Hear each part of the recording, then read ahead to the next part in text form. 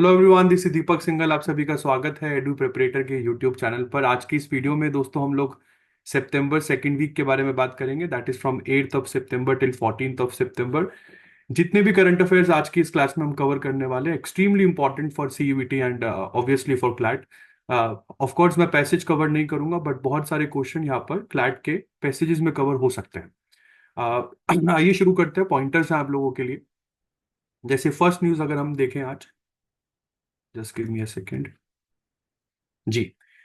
देखिए, ये naval exercise है और ये 22nd वर्जन है। नेवल एक्सरसाइज का नाम है वरुण। और नेवल एक्सरसाइज जनरली हम लोग तीन तरह की एक्सरसाइजेस करते हैं अपने पार्टनर नेशंस के साथ। एयरफोर्स एक्सरसाइज, नेवल एक्सरसाइज जिसको हम कभी कभार मैरीटाइम एक्सरसाइज भी बोल देते हैं, and the third one is military exercise. तो फ्रांस और इंडिया के बीच में बायलेटरल रिलेशंस काफी अच्छे हैं। और इस बार के रिपब्लिक डे परेड में आपने देखा भी होगा, फ्रेंच प्रेसिडेंट इमैनुअल मैक्रोन हम लोगों के चीफ गेस्ट बन के इंडिया में आए थे।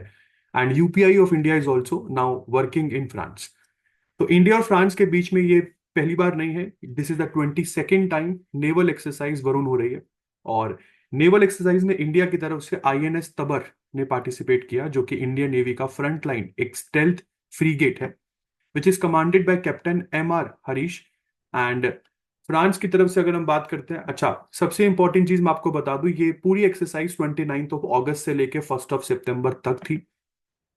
And the most important is this is the 22nd edition of the exercise Varun. ये एक्सरसाइज हुई कहां पर थी? देखिए, यूरोपियन कॉन्टिनेंट और अफ्रीकन प्लस एशियन कॉन्टिनेंट के बिल्कुल सेंटर में एक सी आपको देखने को मिलेगा, विच इज कॉल्ड मेडिटेरेनियन सी।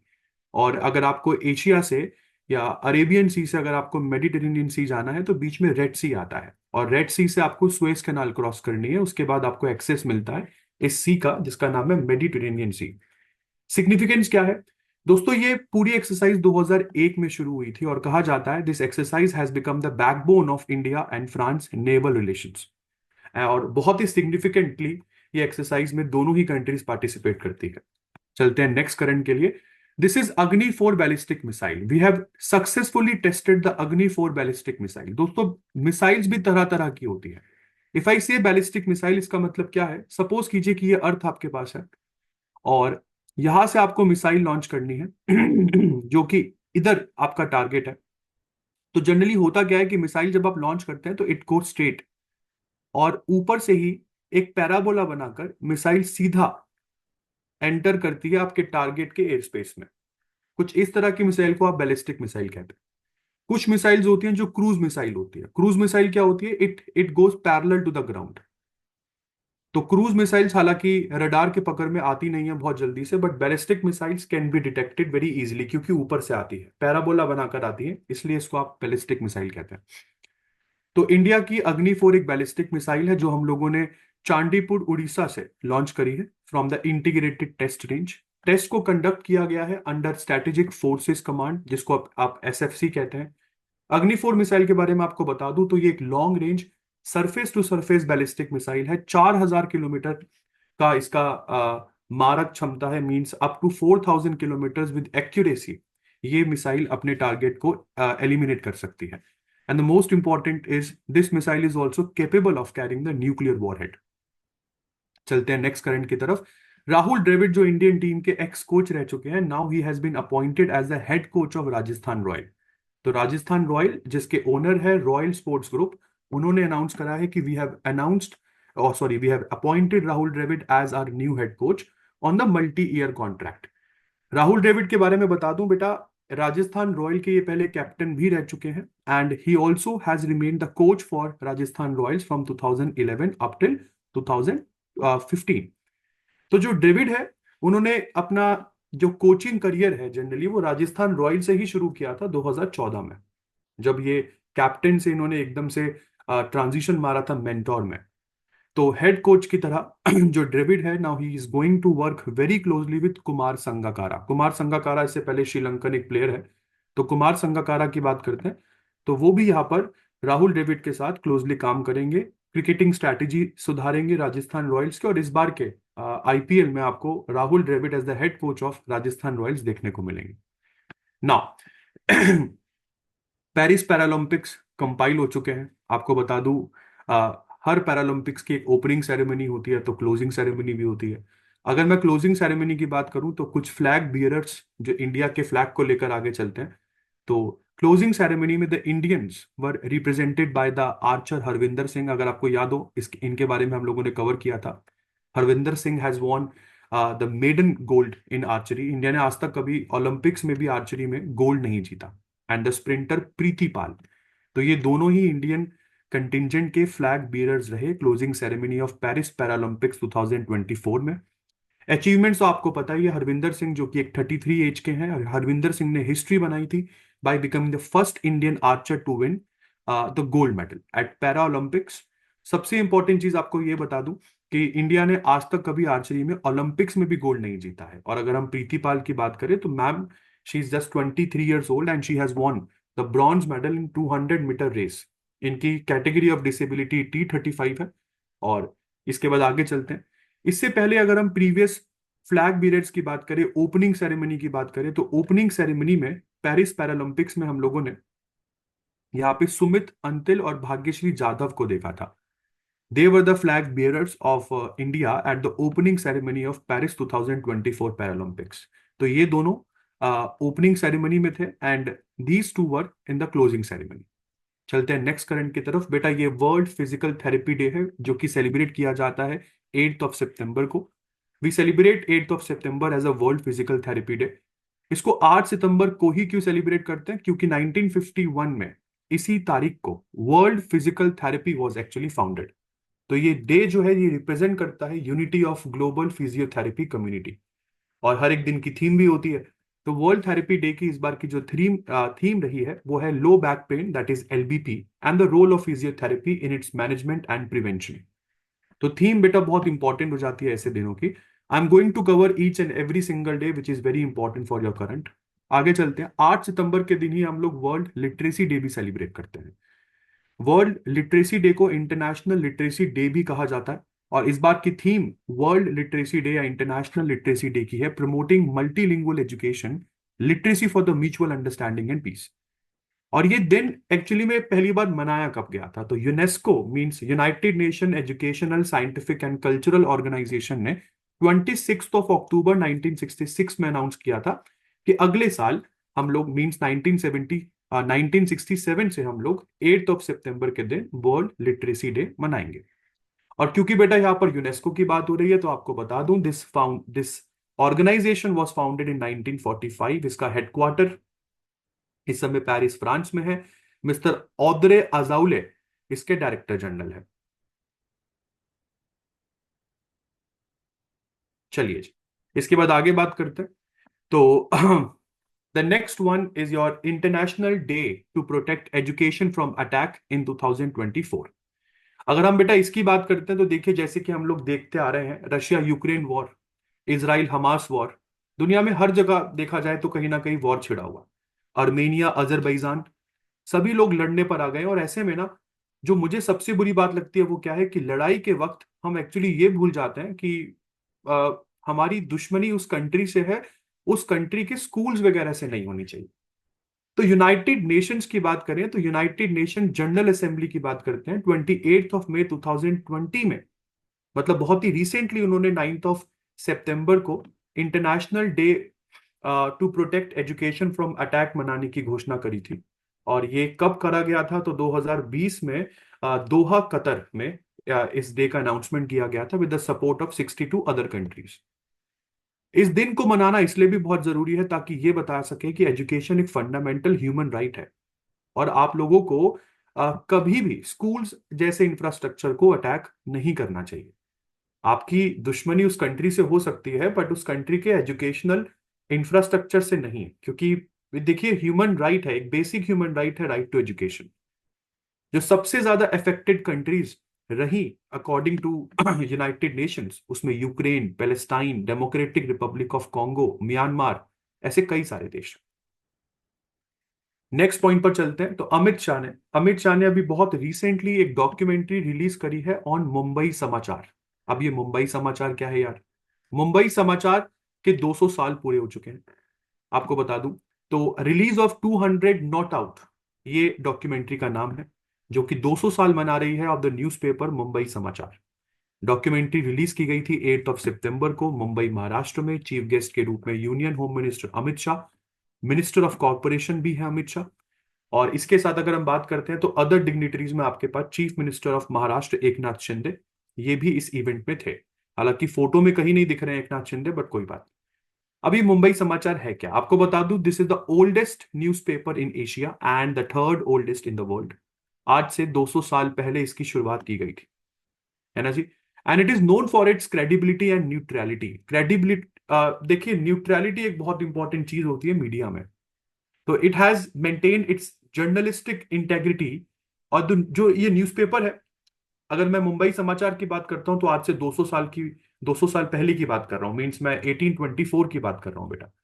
और इस मुंबई समाचार ने 1857 जैसे रेवोल्यूशन, कांग्रेस के फॉर्मेशन जैसे 1885 में जो हुआ था वो इवेंट, और बहुत सारे मूवमेंट जो इंडियन फ्रीडम फाइटर्स ने उस समय चलाए थे, उसको बहुत ही इन डेप्थ इस मुंबई समाचार नामक इस अखबार ने कवर किया है। और ये न्यूज है जो बहुत गजब है। This is India's first grain ATM. अभी तक आप लोगों ने एटीएम का यूज करके कैश ही विड्रॉ किया होगा। United nation food world food programme और गवर्नमेंट ऑफ उड़ीसा ने मिलकर इंडिया का पहला round the clock grain dispensing machine, जो उड़ीसा है, उड़ीसा की कैपिटल भुवनेश्वर, वहां पर लगा दी है। इस मशीन का नाम रखा गया है अन्नपूर्ति। अन्नपूर्ति मीन्स, हिंदी में इसका मतलब अन्नपूर्ति है, और अगर इंग्लिश में ही इसको कन्वर्ट कर दिया जाए तो it means full filler of the food. इस मशीन को इनॉग्रेट किया है कृष्ण चंद्र पत्र सॉरी कृष्ण चंद्र पात्रा, जो कि उड़ीसा के मिनिस्टर ऑफ फूड सप्लाईज हैं। और उड़ीसा भारत में पहला स्टेट ऐसा है जो अब round the clock public distribution system के अंतर्गत आप लोगों को ग्रेन्स दे पाएगा। तो राशन शॉप्स में आप खड़े होते हैं ना, ये पीडीएस क्या है, पब्लिक डिस्ट्रीब्यूशन सिस्टम, एक तरीके से राशन शॉप्स के जरिए जो सरकार आपको अनाज देती है। राशन शॉप्स का तो टाइम होता है 24 घंटे, तो वो खुल नहीं सकती है। और क्योंकि अब मैंने मशीन ही लगा दी है जिसका नाम एटीएम मशीन लगा दी है मैंने, जो कि ग्रेन डिस्पेंसिंग मशीन है, तो आपको केवल अपना राशन कार्ड यहाँ पे स्कैन करना है, नंबर डालना है, वेरीफाई करना है, और उसके बाद जितना भी ग्रेन आपको अलॉट होना चाहिए वो आप लोगों को इस ग्रेन डिस्पेंसिंग मशीन से मिल जाएगा। तो अब आप 24 घंटे कभी भी जाकर इस मशीन से ग्रेन ले सकते हैं। अब सबसे इंपॉर्टेंट चीज है अनाज मतलब ये मशीन आपको अनाज राउंड द क्लॉक आपको कभी भी मिलेगा। बट प्रॉब्लम यहाँ पर एक बहुत बड़ी ये होगी कि अगर जैसे कभी के बार एटीएम में कैश खत्म हो जाता है, तो उस तरीके से हो सकता है कि ग्रेन एटीएम में शायद ग्रेन खत्म हो जाए। तो बस आई डाउट कि वो काम बहुत बहुत ही सिस्टमैटिकली अगर उड़ीसा की सरकार कर पाए तो ये बहुत अच्छा आइडिया है। पब्लिक डिस्ट्रीब्यूशन सिस्टम बहुत ही कन्वीनियंट हो जाएगा, एफिशिएंसी बहुत ज्यादा बढ़ जाएगी। वर्ल्ड फूड प्रोग्राम की बात करते हैं बेटा, तो इसकी शुरुआत 19 दिसंबर 1961 में रोम इटली से हुई थी। इस समय वर्ल्ड फूड प्रोग्राम के एग्जीक्यूटिव डायरेक्टर सिंडी मैकाइन है। चलते हैं नेक्स्ट करंट की तरफ। ये स्वच्छ वायु सर्वेक्षण अवार्ड है बेटा। इसको international day of clean air for blue skies also known as Swachh Vayu दिवस, जो ऑब्जर्व किया जाता है 7 सितंबर को, उस दिन हम लोगों ने ये अवार्ड अनाउंस किए थे। ये अवार्ड अनाउंस कहां पर हुए थे, तो राजस्थान, जो कि राजस्थान का स्टेट पोल्यूशन कंट्रोल बोर्ड इस अवार्ड सेरेमनी का होस्ट था। बहुत सारे डिग्निटरीज इस अवार्ड सेरेमनी में थे, जैसे कि union minister of environment forest and climate change Shri Bhupender Yadav ji, chief minister of Rajasthan Shri Bhajan Lal Sharma, minister of state for forest environment and climate change Shri Sanjay Sharma भी यहाँ पर थे, और श्री जबर सिंह खारा।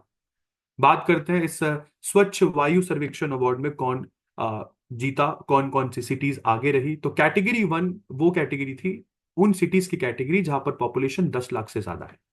तो कैटेगरी 1 में फर्स्ट अवार्ड मिला सूरत को, सेकंड मिला जबलपुर को, थर्ड मिला आगरा को।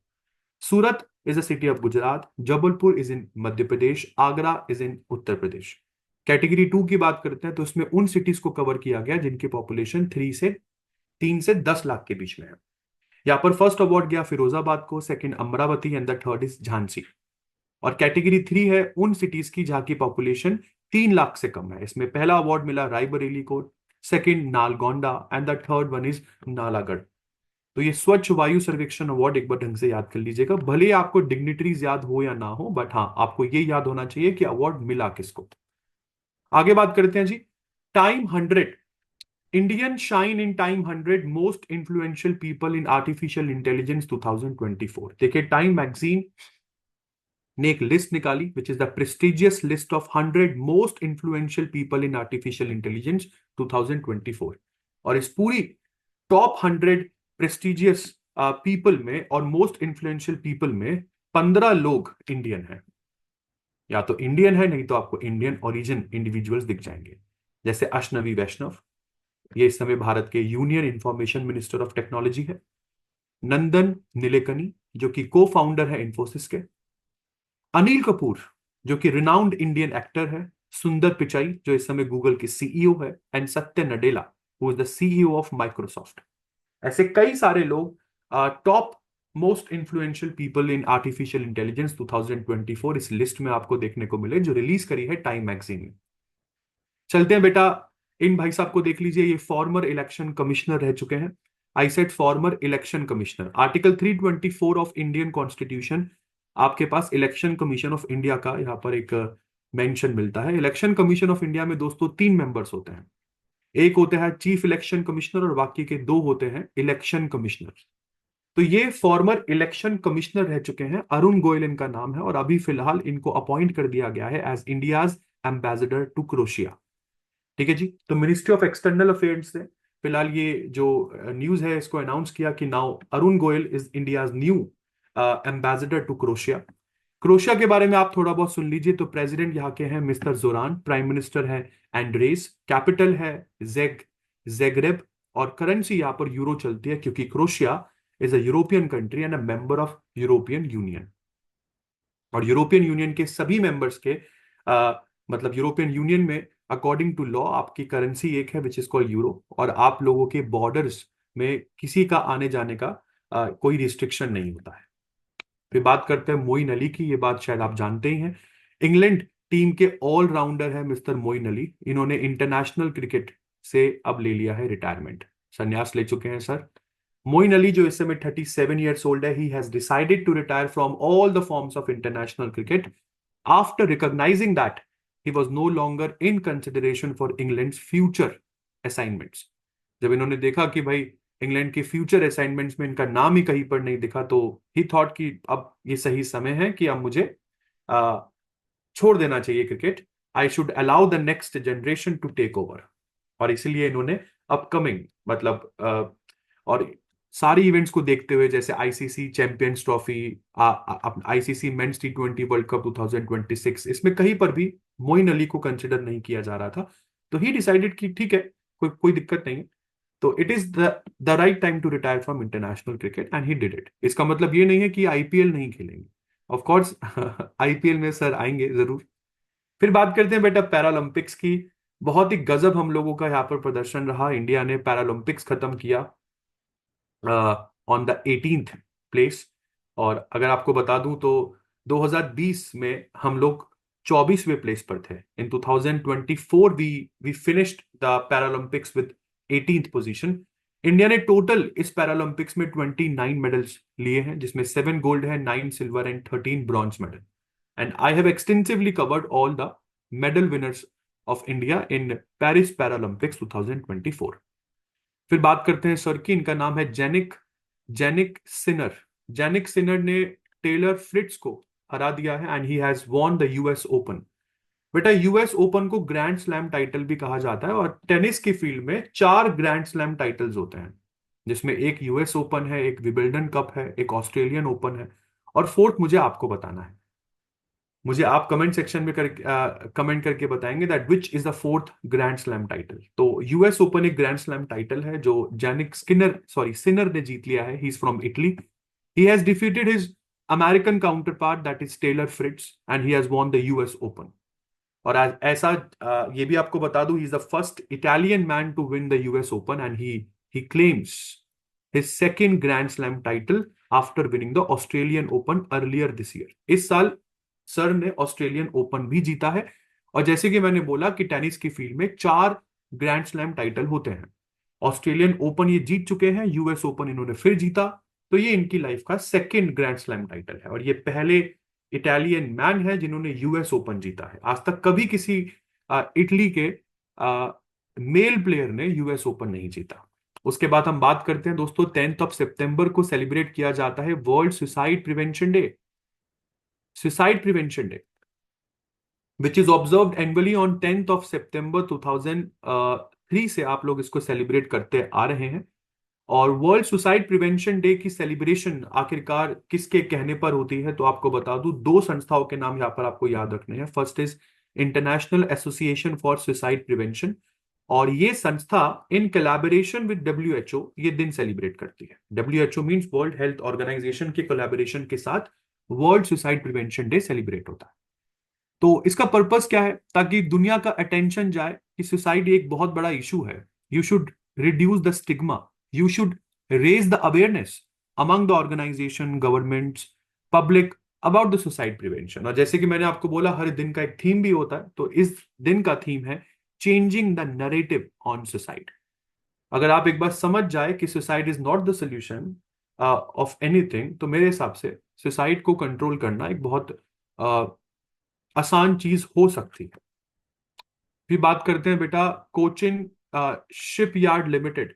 इस कंपनी को याद रखिएगा, एक सरकारी कंपनी है कोचिन शिपयार्ड लिमिटेड।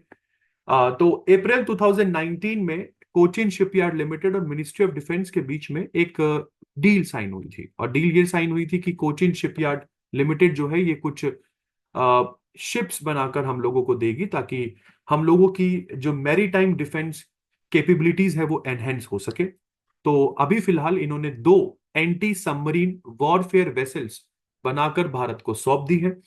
इन दोनों वेसल्स के नाम रखे गए हैं आईएनएस मालपे एंड आईएनएस मुल्की। जब ये एक बार कमीशन हो जाएंगी तो दोनों वेसल्स के नाम आपके सामने हैं। First will be named as INS Malpe and the second will be named as INS Mulki. ये दोनों वेसल माहे क्लास शिप से बिलोंग करते हैं। लाइक बेटा यहाँ पर ना हर वेसल का एक क्लास होता है, तो माहे क्लास से दोनों वेसल्स बिलोंग करती हैं।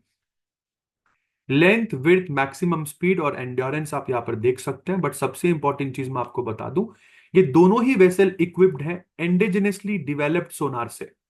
और ये सोनार आप यूज कर सकते हैं बहुत सी चीजों के लिए। अंडर वाटर सर्वेलेंस के लिए आप सोनार यूज करते हैं जनरली।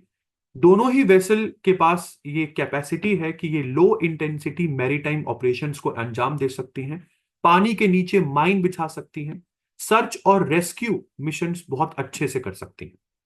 दोनों ही वेसल्स में एक इंस्टॉल्ड प्रोपल्शन पावर है 12 मेगावाट की। तो आपको बता दूं, इंडियन नेवी जो है the Indian Navy, they have launched the 2 anti submarine warfare shallow water craft. यहाँ पर ये नाम जो है बेटा ASWC, इसकी फुल फॉर्म भी कभी कभार सीयूटी में पूछ ली जाती है। ASW stands for anti submarine warfare और SWC stands for shallow water craft. तो ये दोनों ही वेसल्स कोचिन शिपयार्ड पर खड़ी हैं, जैसे कि आप देख रहे हैं। और इससे पहले भी कोचिन शिपयार्ड 2 वेसल्स और दे चुकी हैं, ठीक है, सॉरी, अपना 3 वेसल्स और दे चुकी हैं। ये दोनों वेसल्स 4th एंड 5th है। इन टोटल इनको इंडिया को 8 वेसल्स बनाकर देनी है। तो अप्रैल 2019 में कोचिन शिपयार्ड लिमिटेड और इंडियन मिनिस्ट्री ऑफ डिफेंस के बीच में एक एग्रीमेंट साइन हुआ था कि कोचिन शिपयार्ड जो लिमिटेड है वो हमको इन टोटल 8 वेसल्स बनाकर देंगे, जिसमें से ये 5 अभी तक डिलीवर कर चुके हैं। चलते हैं बेटा नेक्स्ट इंपॉर्टेंट करंट की तरफ। ये प्रधानमंत्री किसान मानधन योजना है। आपको बता दूं 2024 में इस स्कीम ने अपने पूरे 5 साल सक्सेसफुली पूरे करे।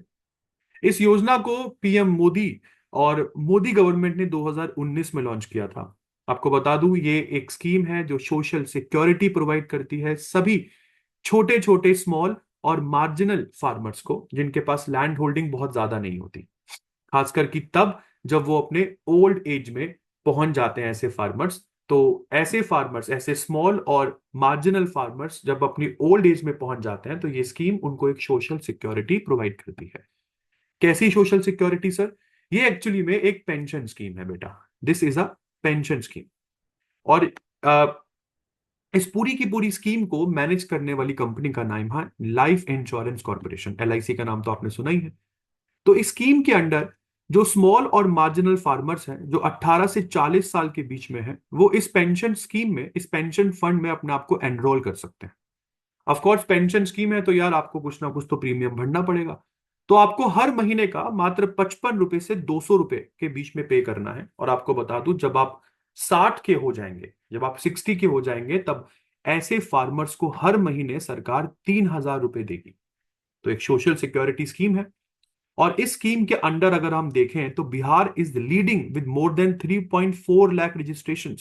सबसे ज्यादा रजिस्ट्रेशन हमको बिहार से देखने को मिली। सेकेंड लार्जेस्ट रजिस्ट्रेशन झारखंड से हमको देखने को मिली। बिहार से तकरीबन 3.4 lakh SMF means small and marginal farmers have registered. Jharkhand से तकरीबन 2.5 लाख फार्मर्स इस स्कीम में अपने आप को रजिस्टर करवा चुके हैं, प्रोवाइडेड आप 18 से 40 साल के बीच में होने चाहिए। मतलब क्या कि आपको बस 40 साल तक पहुंचते पहुंचते आपको पैसे पे करने हैं, एंड वंस यू टर्न 60 तो बहुत आसान हो जाएगा। 60 जैसे ही आप टर्न कर लेंगे तो आपको मात्र 55 से 200 रुपए पे करने हैं हर महीने के एज अ सब्सक्रिप्शन। सरकार आपको 3,000 रुपए 60 के बाद मंथली पे करेगी। आइए बात करते हैं नेक्स्ट करंट के लिए। रणधीर सिंह आपके सामने है बेटा। रणधीर सिंह बन गए हैं ओलंपिक काउंसिल ऑफ एशिया के नए प्रेसिडेंट। मिस्टर रणधीर सिंह, आपको बता दूं 5 बार ओलंपियन रह चुके हैं, स्पोर्ट्स एडमिनिस्ट्रेटर रह चुके हैं, and he has been now elected as a president of Olympic Council of Asia. कब हुआ ये सब कुछ? 44th Olympic Council of Asia की मीटिंग चल रही थी न्यू दिल्ली में, जब ये फैसला लिया गया कि let's elect mister Randhir Singh as the president of OCA। इनकी एज 77 ईयर्स है। अब बात करते हैं बेटा आगे। NIRF के बारे में तो आप लोगों ने सुना ही होगा। NIRF stands for national institutional ranking framework. Bharat की बहुत सारी यूनिवर्सिटीज, एजुकेशनल इंस्टीट्यूशंस को ये रैंक करता है। और कहा ही जा रहा है, फिलहाल कहा ही जा रहा है कि टॉप 25 स्पॉट्स पर, मतलब टॉप, ऊपर से टॉप 25 स्पॉट्स अगर आप देखें तो south Indian institutions top 25 spots पर बैठी हैं। मतलब एटलीस्ट 40%, अगर मैं इन टॉप 25 स्पॉट्स में से भी बात करूं तो 40% out of these top 25 spots they have been occupied by just 5 states of South India, जिसमें तमिलनाडु सबसे आगे है, followed by Kerala, Karnataka, Andhra Pradesh and Telangana. तो तमिलनाडु की लीडरशिप दिखती है यार।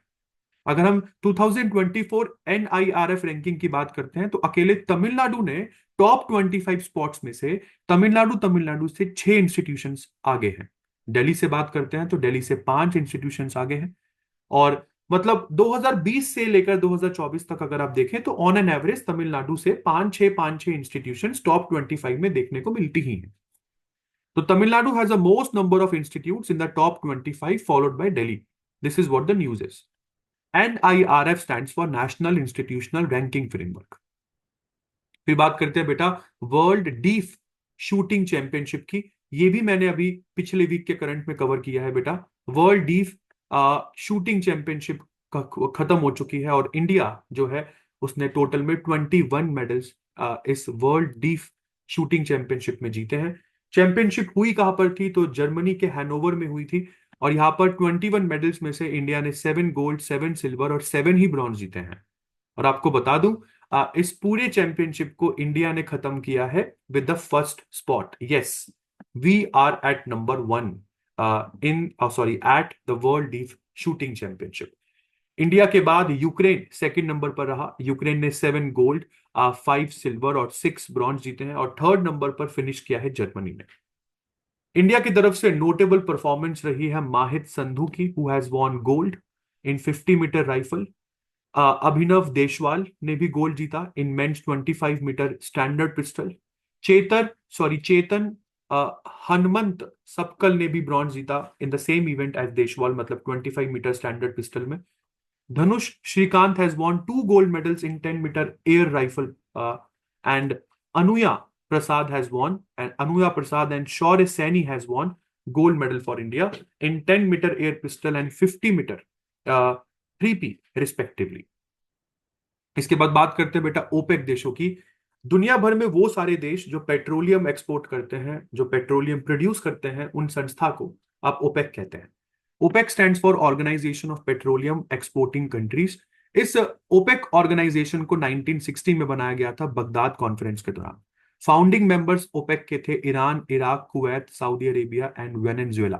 इसका ऑब्जेक्टिव था just to prevent lowering of the prices of oil, मतलब जो तेजी से ऑयल के प्राइस घटते हैं उसको बचाने के लिए, उसको प्रिवेंट करने के लिए ओपेक बनाया गया था, ताकि ऑयल प्रोड्यूसिंग कंट्रीज का नुकसान ना हो। ठीक है जी। तो ओपेक का हेडक्वार्टर ऑस्ट्रिया के वियना में है। आज के डेट में जो मेंबर्स आपको यहाँ पर दिखते हैं, आपको बता दूं, अल्जीरिया, कॉन्गो एंड गेबॉन, इन्होंने इस संस्था को रीज्वाइन किया था 2016 में। Guinea, Iraq, Iran, Kuwait, Libya, Angola, इन्होंने 2007 में ज्वाइन किया था, और बाद में हालांकि इन्होंने 2024 में विड्रू भी कर लिया था। आपको बता दूं, इक्वेडोर ने भी ओपेक मेंबरशिप छोड़ दी है। 1992 से लेकर 2007 तक इक्वेडोर ओपेक का मेंबर था, और उसके बाद अचानक पता नहीं क्या हुआ, 2020 में ओपेक ने अपनी मेंबरशिप को विड्रॉ कर लिया।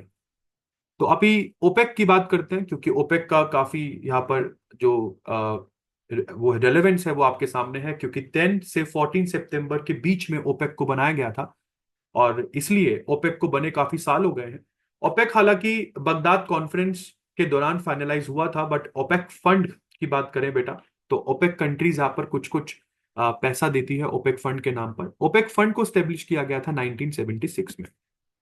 फंड को स्टेब्लिश करने के पीछे आपका एम ये था कि डेवलपिंग कंट्रीज को इंफ्रास्ट्रक्चर, एजुकेशन और हेल्थ केयर प्रोजेक्ट्स के लिए पैसा किसी से मांगना ना पड़े, इसके लिए इन्होंने ओपेक फंड को बनाया था। आगे चलते हैं बेटा।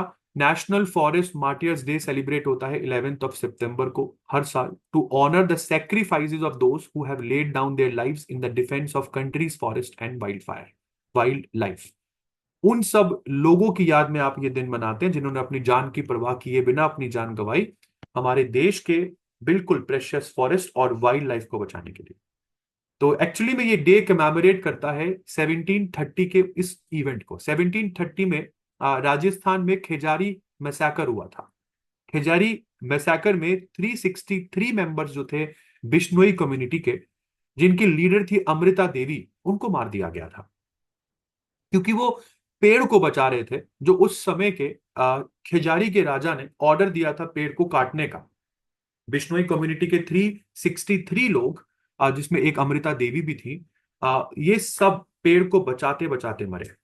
और इसीलिए इस दिन को सिलेक्ट किया गया मिनिस्ट्री ऑफ एनवायरनमेंट, फॉरेस्ट और क्लाइमेट के द्वारा 2013 में, कि नेशनल फॉरेस्ट मार्टियर्स डे हम लोग सेलिब्रेट करेंगे। तब से आप देख रहे हैं 11th ऑफ सितंबर मनाया जाता है as a national forest martyrs day. और इसका थीम रहा है honouring the sacrifices of those who defended the forest and wildlife. ये इस बार का इसका थीम रहा है। चलते हैं बेटा आगे। इंडिया का पहला सिलिकॉन कार्बाइड मैन्युफैक्चरिंग फैसिलिटी बनने जा रहा है उड़ीसा में। उड़ीसा के चीफ मिनिस्टर आप यहां पर देख सकते हैं, मोहन चरण मांझी। इन्होंने इस ग्राउंड ब्रेकिंग सेरेमनी को अटेंड किया, क्योंकि इंडिया का पहला silicon carbide manufacturing facility 620 crore की लागत से बनने जा रहा है उड़ीसा में। तो ये याद रखिएगा, where is India's first silicon carbide manufacturing facilities to be established? Orissa. Orissa में कहां पर? भुवनेश्वर। भुवनेश्वर में कहां पर? भुवनेश्वर में इंफो वैली में ईएमसी पार्क के अंदर इस फैसिलिटी को बनाया जा रहा है।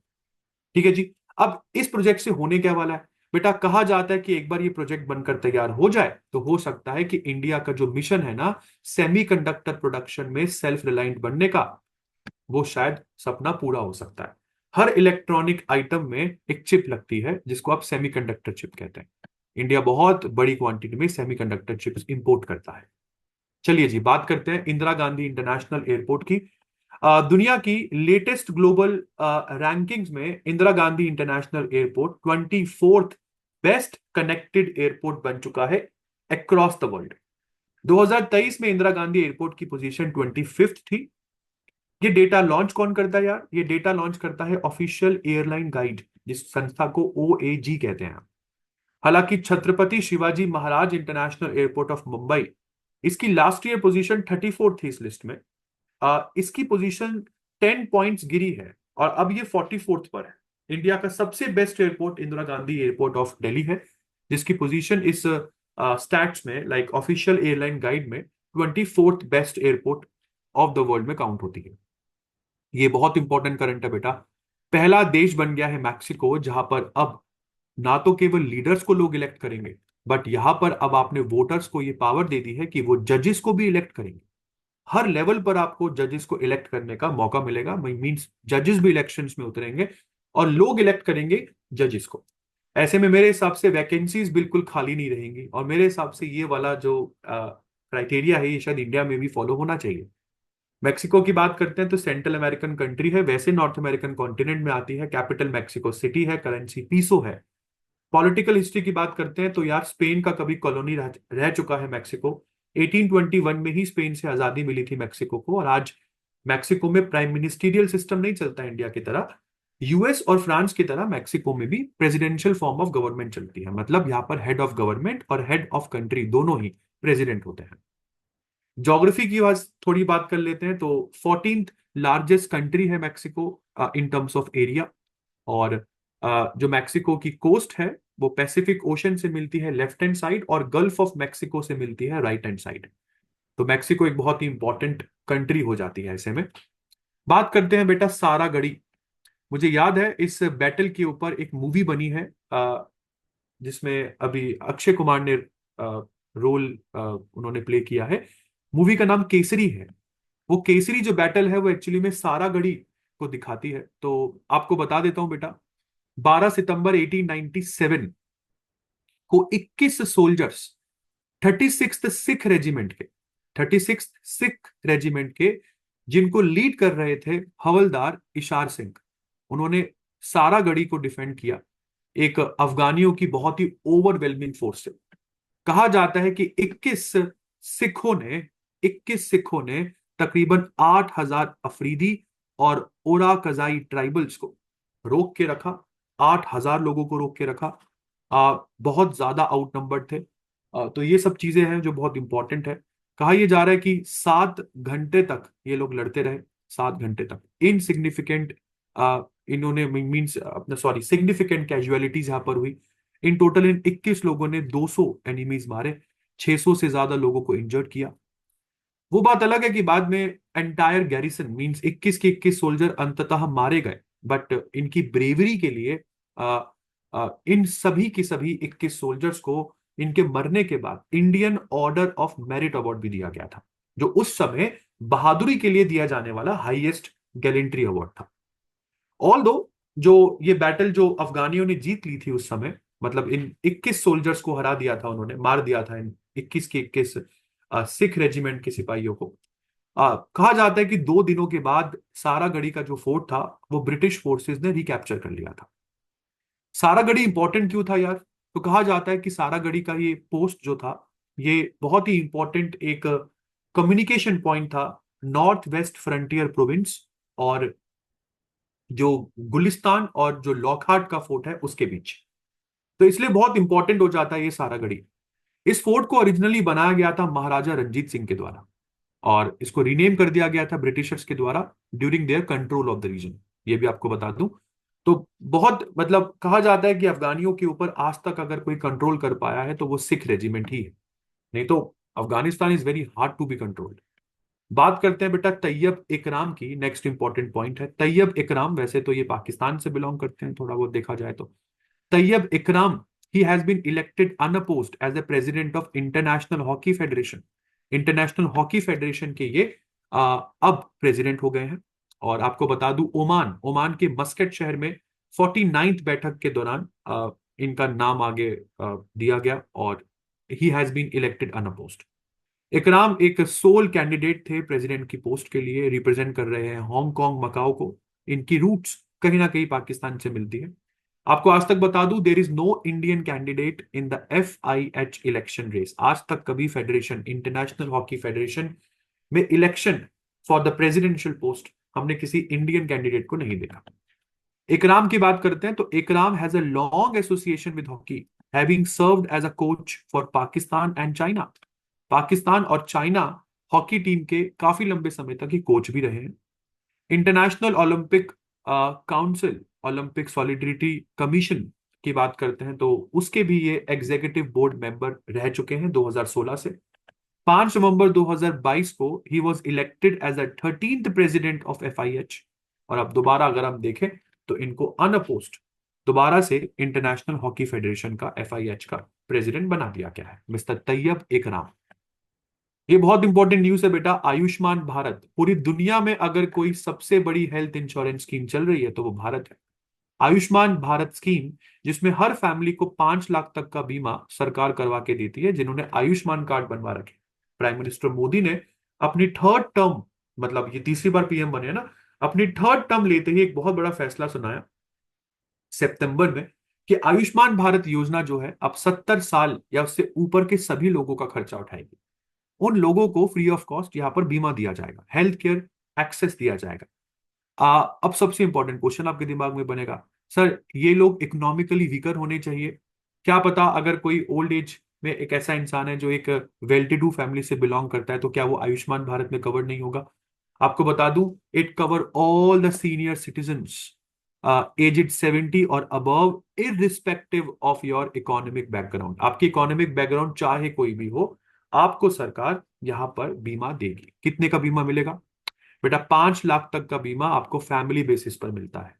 ठीक है जी। तो ये जो मूव है, कहा जा रहा है कि भारत में तकरीबन 60 मिलियन से ज्यादा सीनियर सिटीजन्स जो है वो आयुष्मान भारत के इस प्लान से बेनिफिशियल रहेंगे, बहुत बेनिफिट उनको मिलेगा।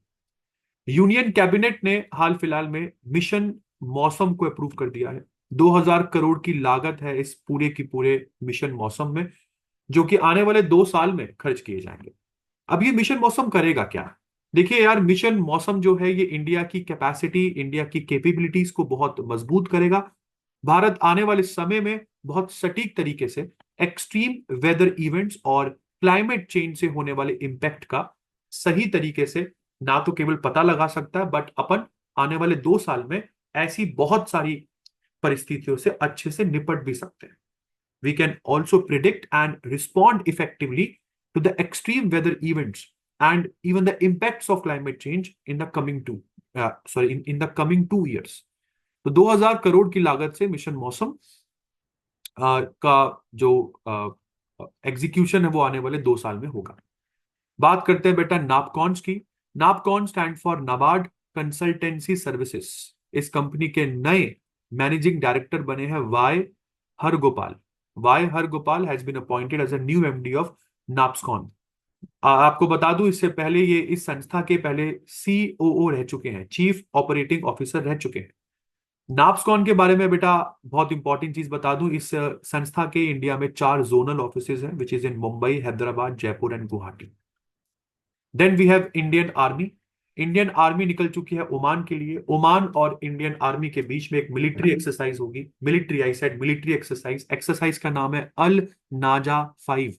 अल नाजा 5, आपको बता दूं इस एक्सरसाइज का ये 5वां एडिशन है। This is the 5th edition of India Oman joint military exercise Al Najah. इसलिए 5 लगा दिया क्योंकि 5वां एडिशन है। ठीक है जी। 13 सितंबर से लेके 26 सितंबर तक ये पूरी एक्सरसाइज चलने वाली है। और कब शुरू हुई थी? तो 2015 में ये एक्सरसाइज शुरू किया गया था, और इंडिया और ओमान की मिलिट्री के बीच में होता है बेटा। और ये ऑल्टरनेटिवली आप क्या कहते हैं, अपनी कंट्रीज में करते हैं। जैसे पिछले साल 4th एडिशन इसका राजस्थान के महाजन में हुआ था, तो इसलिए अब 5th एडिशन हम लोगों ने ओमान में रखा है। ओमान के कहां पर हो रहा है? तो ओमान के सलाला, सलाला एरिया में, रापकूट ट्रेनिंग एरिया में इस एक्सरसाइज का जो मतलब इस पूरी एक्सरसाइज को अंजाम दिया जाएगा। This is India Oman joint military exercise, that is all नाजा। ये आपको इमेज थोड़ी सी हिलती हुई नजर आ रही है। This is space x mission. Space x the company which is owned by Elon Musk, जिसको 2002 में बनाया गया था, हेडक्वार्टर यूनाइटेड स्टेट्स में है, सीईओ इसके खुद इलॉन मस्क है। इन्होंने लॉन्च कर दिया है अपना बहुत ही डेयरिंग पोलरिस डॉन मिशन। एक मल्टी डे ऑर्बिटल एक्सपीडिशन है जिसमें 4 मेंबर्स बैठकर, चार, और चारों की चारों सिविलियंस हैं। ये अपने पहले फर्स्ट वॉक पर गए।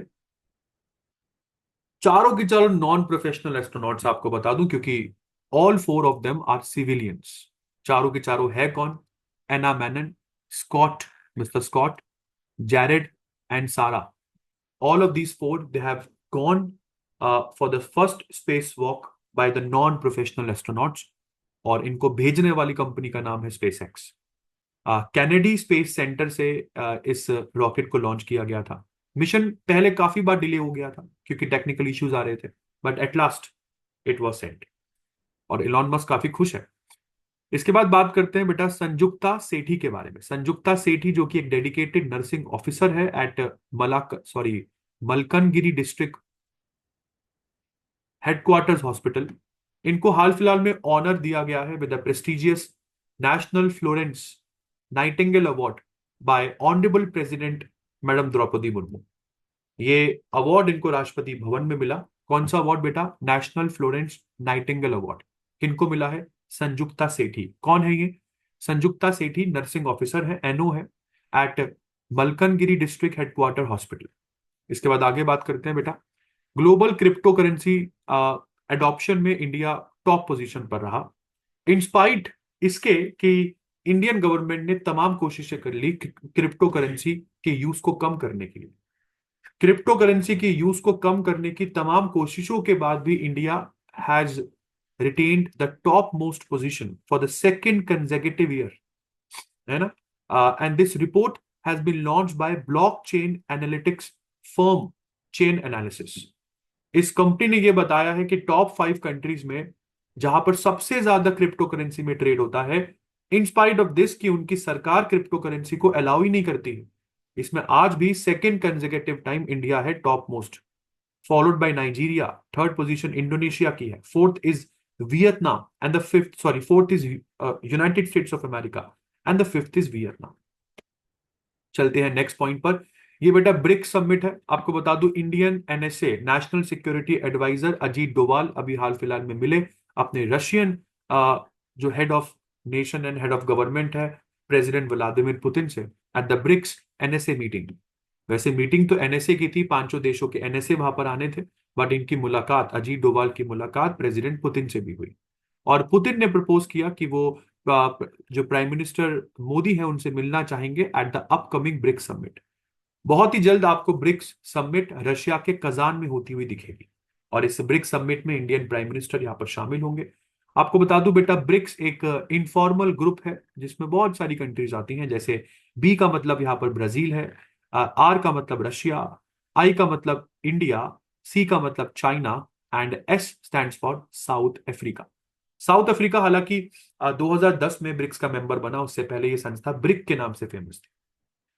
बहुत इंपॉर्टेंट चीज आपको बता दूं, इस संस्था में 2024 में ही कुछ जो नए मेंबर्स है वो ऐड हुए हैं, जैसे Egypt, Iran, UAE, Saudi Arabia, Ethiopia. इन सभी ने 2024 में ही ब्रिक्स में अभी हाल फिलहाल में इन्होंने मेंबरशिप ली है।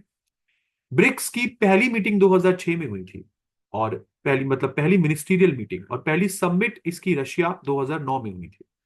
15th ब्रिक्स समिट 2023 में साउथ अफ्रीका के जोहान्सबर्ग में हुई थी, प्राइम मिनिस्टर मोदी वहां पर गए थे। और 16th ब्रिक्स समिट अब होनी है 2024 में कजान रशिया में। सबकी नजरें रहेगी इस ब्रिक्स समिट पर। फिर चलते हैं बेटा आगे। डीआरडीओ और इंडियन नेवी ने बहुत ही सक्सेसफुल फ्लाइट टेस्ट किया है। किसका?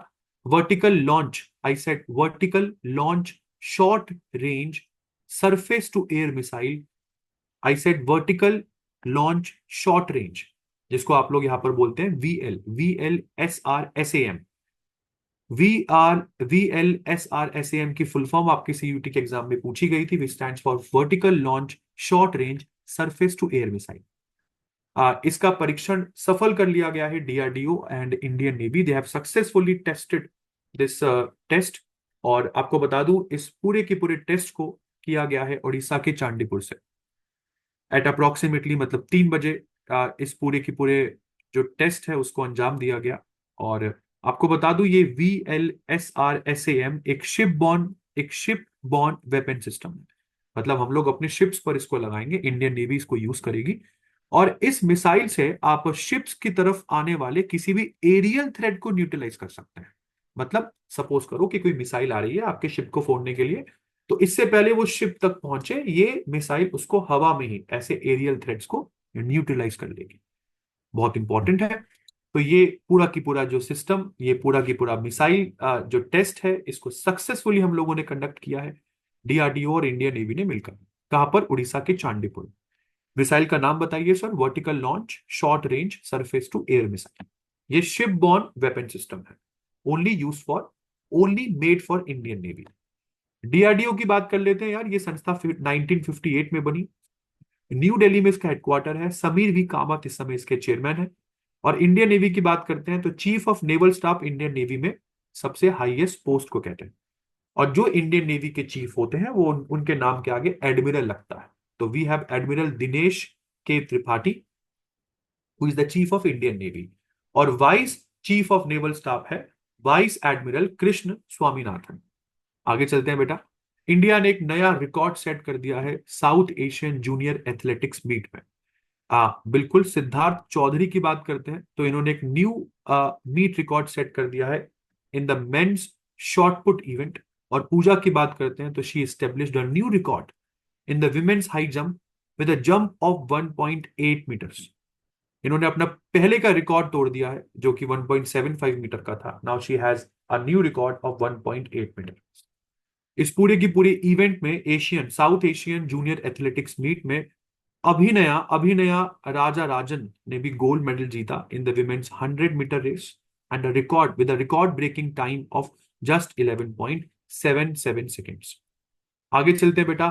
14 सितंबर को हम लोग हिंदी दिवस भी मनाते हैं। हिंदी दिवस आखिरकार मनाया क्यों जाता है, तो मैं ये भी आपको बता दूं क्योंकि 1949 में बहुत डिस्कशन हो रहा था इंडिया में कि क्या हिंदी को हम लोग ऑफिशियल लैंग्वेज बना दे या नहीं। कहा जाता है इट वॉज डिसाइडेड दैट 14 सितंबर would be observed as Hindi Diwas और हिंदी डे। क्यों भाई? क्योंकि इस दिन कहा जाता है Hindi was adopted as the official language of India. कौन से आर्टिकल में लिखा है कि हिंदी ऑफिशियल लैंग्वेज है इंडिया की? This is article 343 of chapter number 17 of constitution of India, जो बोलता है कि नेशनल लैंग्वेज यूनियन की हिंदी होगी जिसको देवनागरी स्क्रिप्ट में लिखा जाएगा। और रीजन इसलिए है क्योंकि फेमस एक और रीजन इसलिए भी है कि 14 सितंबर को ही क्यों चुना, क्योंकि एक बहुत ही महान हिंदी लिटरेचर के personality Beohar Rajendra Sinha he was born on 14 September. तो इनकी बर्थ एनिवर्सरी भी है, प्लस हम लोगों ने हिंदी को एज ऑफिशियल लैंग्वेज भी अडॉप्ट किया था, इसलिए 1953 से लेके आज तक 14 सितंबर हिंदी दिवस के रूप में हम सेलिब्रेट करते आ रहे हैं। तो this is the end of today's current affair bulletin. I hope आपको बहुत मजा आया होगा। इसमें सारे इंपॉर्टेंट करंट हम लोगों ने अप टिल 14 सितंबर कवर करे हैं।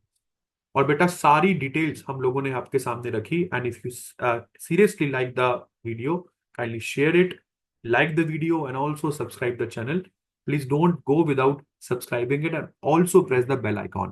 इसका कोई खर्चा नहीं है, फ्री ऑफ कॉस्ट है। And the only thing, only benefit that we all can get is जब भी हमारी वीडियो लाइव होगी, पोस्ट होगी, तो आप लोगों को सबसे पहले नोटिफिकेशन मिल जाएगा। इसी तरह की वीडियोस देखने के लिए अभी एड्यू प्रेप सॉरी प्रेपरेटर के चैनल को फॉलो कीजिए। मिलते हैं नेक्स्ट वीडियो में। थर्ड वीक ऑफ सितंबर मंथ की वीडियो मैं बहुत जल्दी चैनल पर अपलोड करूंगा। तब तक अपना ध्यान रखिए, घर पर रहिए, सुरक्षित रहिए। Thank you.